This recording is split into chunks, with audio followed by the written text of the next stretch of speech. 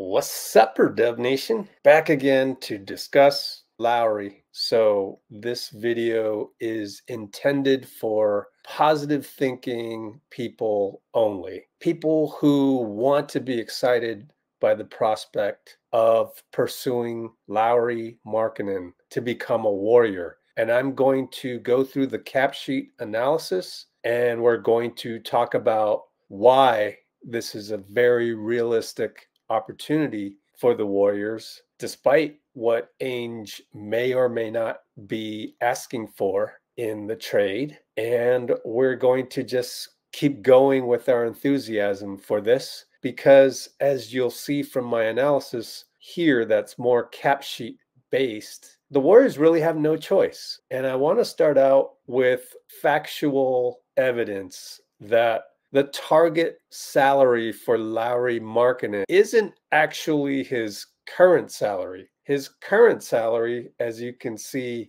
on the salary cap table provided by HoopsHype, his current salary is 18 million. But the real figure is going to be 34 million. Why? Well, I'm going to leave a link in the description and comments, but it's all explained right here on this Reddit post for the Utah Jazz fandom. Lauri Markkanen is looking for a 4-year max extension. However, the CBA only allows raises in extensions to be 40% over the last year of his contract. Therefore, I'm going to skip to the last sentence. A player must be making 33.24 million or more in 2024-25 to sign a max extension. We talked about it on the live stream, which I will put a link in the description and a card up for. This is our team right now. Obviously, there's no Klay Thompson. There's actually also no Kyle Anderson yet.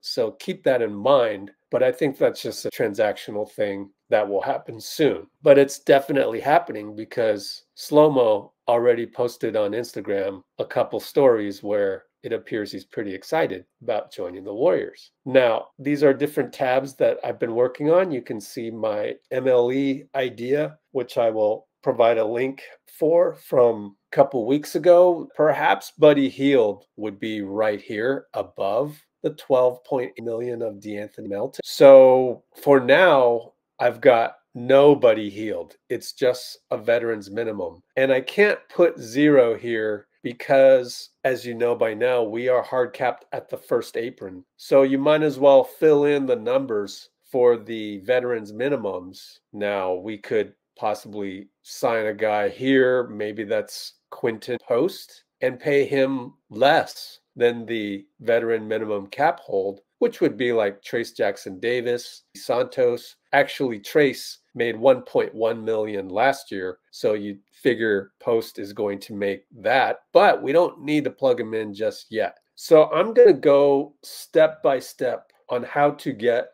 from present list of salaries to one that includes Lauri. So what I'm going to do right away is I'm going to duplicate this sheet so that I don't just write over this one and not have a reference point of before Markkanen. And I'm just going to call this whatever, spreadsheet work. Okay. So now let's fill in Lauri. Now, obviously, we're not going to be able to fit 34 million unless one of these big ones goes out. Of course, Gary Payton and Kevon Looney could be shipped out. Kuminga maybe. Moody, Podziemski. A part of this is kind of the assumption, again, that Joe Lacob does not want to part with Kuminga. Also that Podziemski is a keeper. So let us begin here. We're going to change Andrew Wiggins to Lauri Markkanen, and we are going to trade Wiggins, hopefully for some draft picks that theoretically Danny Ainge wants. 34 million, rough estimate. I know that the Reddit post was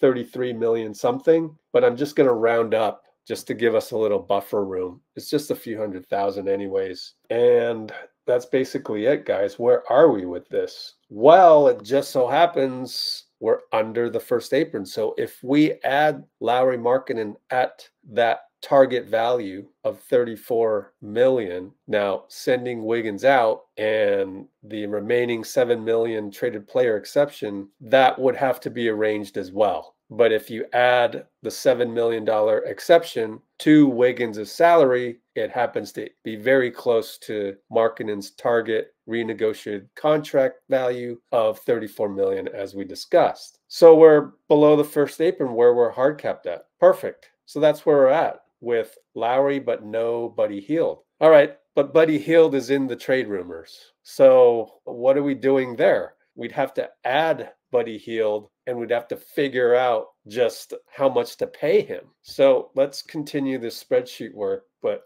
move it over because I do have the solution right here. So let's just go ahead and punch in Buddy Hield. Now, as a reference point, I'm going to just type in Klay's market value of 17 million. We don't know really how much Buddy Hield is going to be paid, but you figure it has to be something that excites him to want to come to the Warriors, which then results in a rumor that the Warriors are looking at acquiring Buddy Hield, right? So this is no longer a vet minimum placeholder. It's actually Buddy Hield. And by the way, I don't have Quinten Post listed here because he doesn't fit. I do have the 15th spot left open, and I just lock it in at 0 because it's likely that we would convert a two-way player on the last day to have as an emergency backup. We've seen that one before. So Quinten Post, if we acquire Lauri Markkanen, Post is going to be a two-way contract. Now, what we have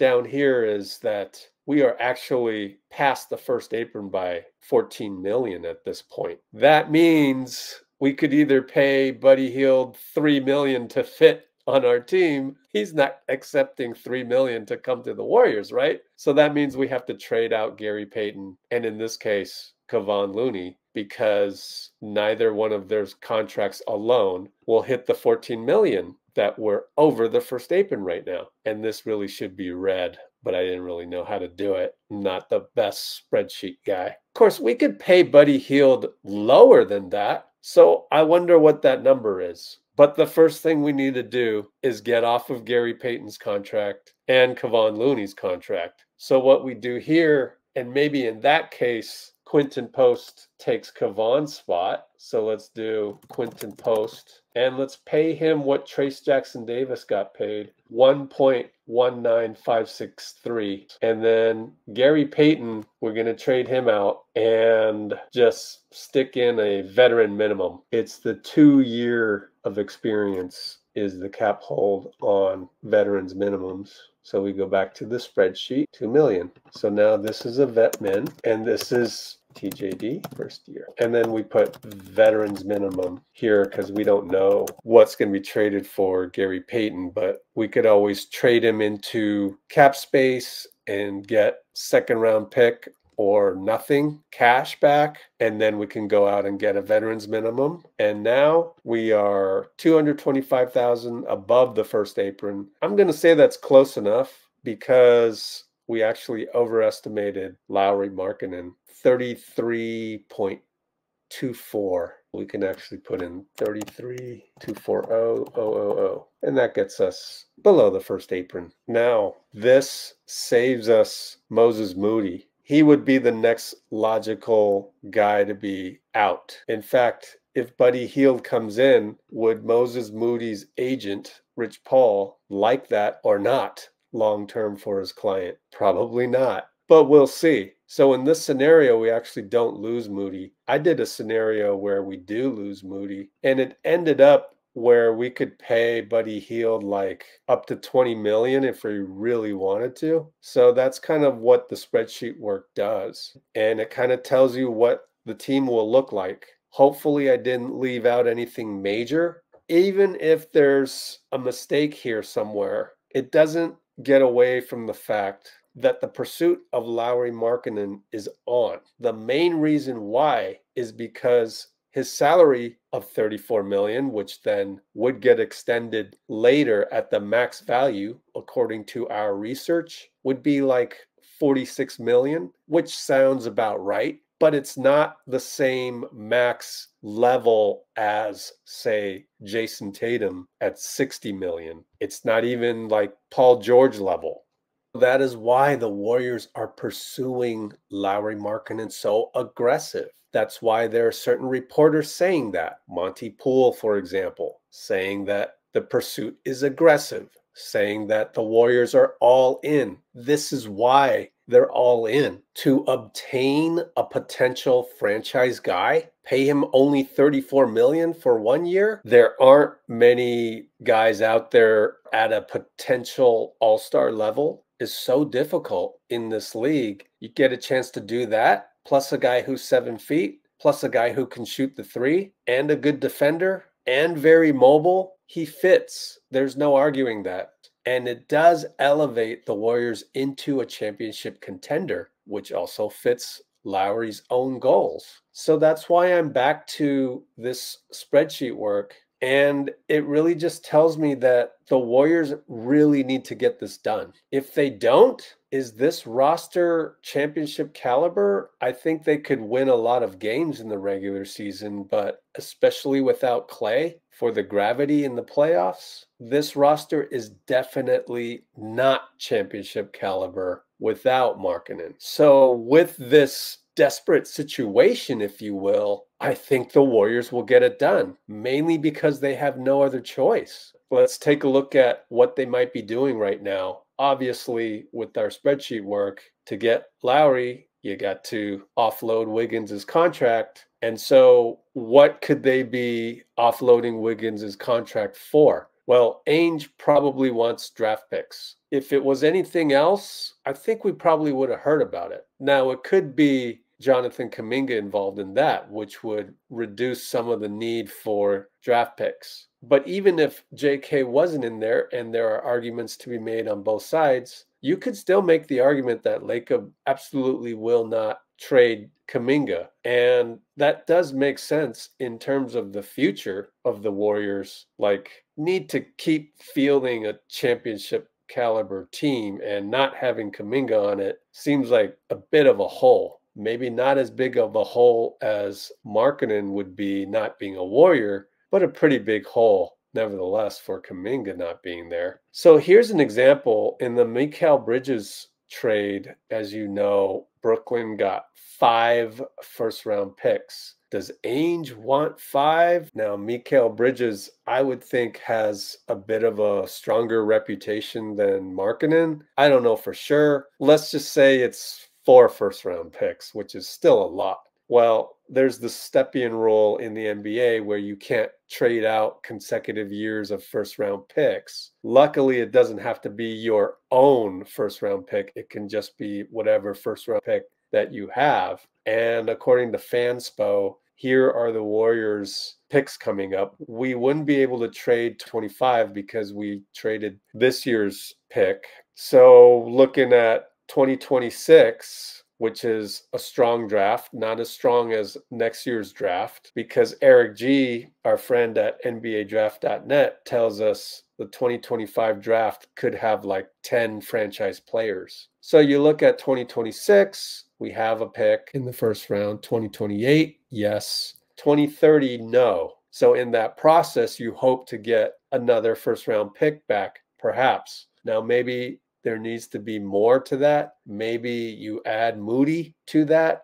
Don't know. Maybe GP2, maybe Looney. So that wraps up my talk on the pursuit of Markkanen from a salary cap sheet perspective. I think it's a no-brainer for the Warriors to attempt this. The Warriors have to pull this off. There's like no choice. That's why I think they ultimately will pull it off. Aside from the fact that in the previous live stream, my main thesis was, why did Melton sign with us when he presumably could have gotten this salary somewhere else? Why did Kyle Anderson sign with us? Same thing. Why would Buddy Hield want to come to the Warriors to make that a real rumor? It's got to be the pursuit of Markkanen, and it's got to be a confident pursuit to be able to make the pitch to Melton, Anderson, and Hield. And so this spreadsheet work kind of just supports that. So hopefully I didn't mess anything up. If I did, just let me know. Try to be nice in the comments, because what's the point? Why would you go and